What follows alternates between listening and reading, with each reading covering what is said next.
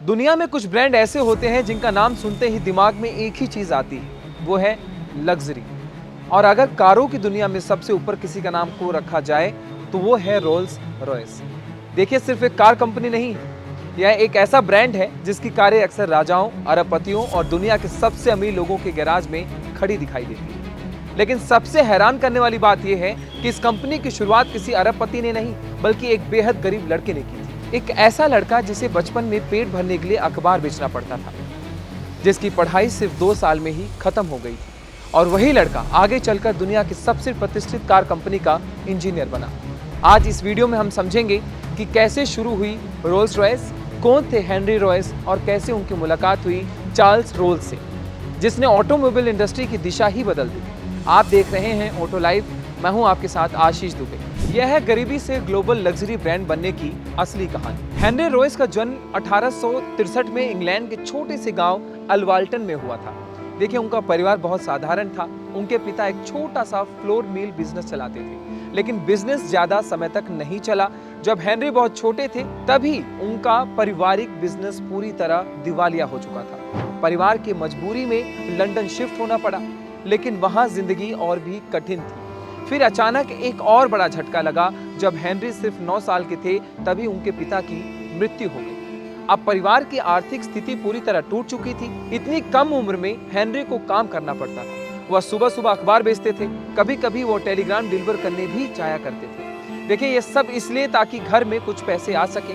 कई बार ऐसा होता था कि पूरे दिन काम करने के बाद भी उन्हें भरपेट खाना भी नहीं मिलता था। गरीबी इतनी ज्यादा थी कि हेनरी सिर्फ 2 साल ही स्कूल जा पाए, लेकिन एक चीज उनके अंदर बचपन से थी, मशीनों के प्रति जिज्ञासा। उन्हें हमेशा यह जानने की उत्सुकता रहती थी कि कोई चीज कैसे काम करती है। हेनरी की मेहनत देखकर उनकी एक रिश्तेदार ने उनकी मदद की।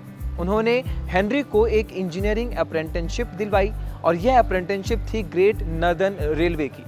यही हेनरी ने पहली बार मशीनों की असली दुनिया देखी। देखिए, वह दिन रात मशीनों को समझने की कोशिश करते, हर छोटी बड़ी चीज को खोलकर देखते कि यह कैसे काम करती है। धीरे धीरे वह एक बेहतरीन मैकेनिकल इंजीनियर बन गए। बाद में उन्होंने मैक्सिम वेस्टर्न इलेक्ट्रिक कंपनी में काम करना शुरू किया और सिर्फ 19 साल की उम्र में वह वहां चीफ इलेक्ट्रीशियन बन गए। कुछ साल बाद हेनरी ने तय किया कि अब उन्हें अपना बिजनेस शुरू करना है। देखिए, 1884 में उन्होंने अपने दोस्त अर्नेस्ट क्लेरमोंट के साथ मिलकर एक छोटी सी कंपनी शुरू की थी। नाम था FH रॉयस एंड कंपनी। लेकिन शुरुआत बहुत कठिन थी। एक छोटा सा वर्कशॉप, बहुत कम पैसा और अनिश्चित भविष्य। कई बार उन्हें खुद मशीनें बनानी पड़ती थी। कभी कभी वह वर्कशॉप में ही सो जाते थे। लेकिन हेनरी की एक खासियत भी थी, वह कभी भी मीडियोकर काम स्वीकार नहीं करते थे। देखिए, अगर कोई मशीन सही से काम नहीं करती थी तो वह उसे तब तक सुधारते रहते थे जब तक वह परफेक्ट ना हो जाए। देखिए, पहली सफलता कब मिली, आज मैं आपको ये बता देता हूँ। रॉयस की कंपनी ने इलेक्ट्रिक डोरबेल और डायनमो बनाना शुरू किया। धीरे धीरे उनकी मशीनें मार्केट में पसंद की जाने लगी, क्योंकि उनकी क्वालिटी बाकी कंपनियों से थोड़ी बेहतर थी। कुछ ही सालों में कंपनी के पास 100 से ज्यादा कर्मचारी हो गए। लेकिन असली कहानी अभी शुरू नहीं हुई थी, क्योंकि 1900 के आसपास हेनरी की तबीयत खराब रहने लगी थी। डॉक्टर ने उन्हें सलाह दी कि उन्हें आराम और ताजी हवा की जरूरत है। इसके लिए डॉक्टर्स ने उन्हें एक कार खरीदने की सलाह दी। हेनरी ने एक फ्रेंच कार खरीदी, डे डियोन बोटन क्वाड्रीसाइकिल। लेकिन जब उन्होंने कार चलाई तो वो बहुत ही ज्यादा निराश हो गए। कार बहुत ज्यादा शोर करती थी, ब्रेक भरोसेमंद नहीं थी और इंजन भी काफी कमजोर था। हेनरी ने क्या सोचा, ये मैं आपको बताता हूँ। देखिए, अगर यह कार इतनी खराब है तो मैं इसमें बेहतर क्या कर सकता हूँ, क्यों ना खुद एक कार बनाया जाए। हेनरी ने उस कार को पूरी तरह खोल दिया, हर एक पार्ट को ध्यान से समझा और फिर उन्होंने उसे बेहतर बनाने की कोशिश की। 1904 में उन्होंने अपनी पहली कार बनाई, रॉयस 10। यह कार उस समय की बाकी कारों से कहीं ज्यादा शांत और भरोसेमंद थी। देखिए, रॉयस की कार की चर्चा धीरे धीरे फैलने लगी थी। इसी दौरान उनकी मुलाकात हुई एक अमीर कार डीलर से, चार्ल्स रोल्स। देखिए, चार्ल्स रोल्स एक अमीर परिवार से थे और कारों के बहुत बड़े शौकीन भी थे।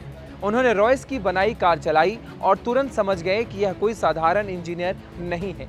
उन्होंने कहा, मैंने दुनिया के सबसे महान मोटर इंजीनियर को खोज लिया है। देखिए, 1904 में दोनों ने मिलकर एक नई कंपनी बनाई, रोल्स रॉयस लिमिटेड।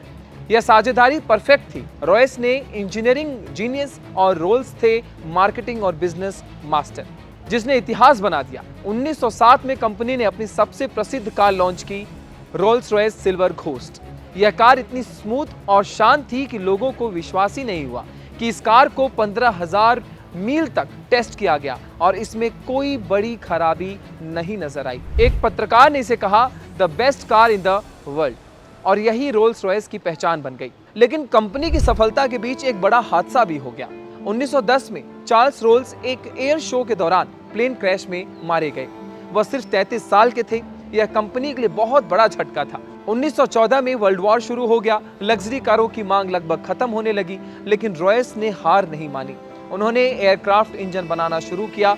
उनका बनाया engine Rolls Royce eagle engine युद्ध के दौरान बेहद सफल साबित हुआ। धीरे धीरे रोल्स रॉयस सिर्फ एक कार कंपनी नहीं रही, यह बन गई इंजीनियरिंग का प्रतीक, लग्जरी का प्रतीक और परफेक्शन का प्रतीक। आज रोल्स रॉयस की हर कार हाथों से बनाई जाती है और कई कारों को बनने में 6 महीने से ज्यादा समय लगता है। एक गरीब लड़का जिसके पास कभी खाने के लिए पैसे नहीं थे, उसी ने ऐसी कंपनी बनाई जिसकी कारें आज दुनिया के सबसे अमीर लोगों की पहचान बन चुकी है।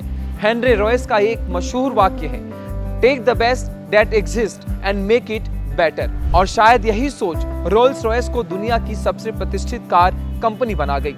आप देख रहे थे ऑटो लाइव, मैं हूं आपके साथ आशीष दुबे।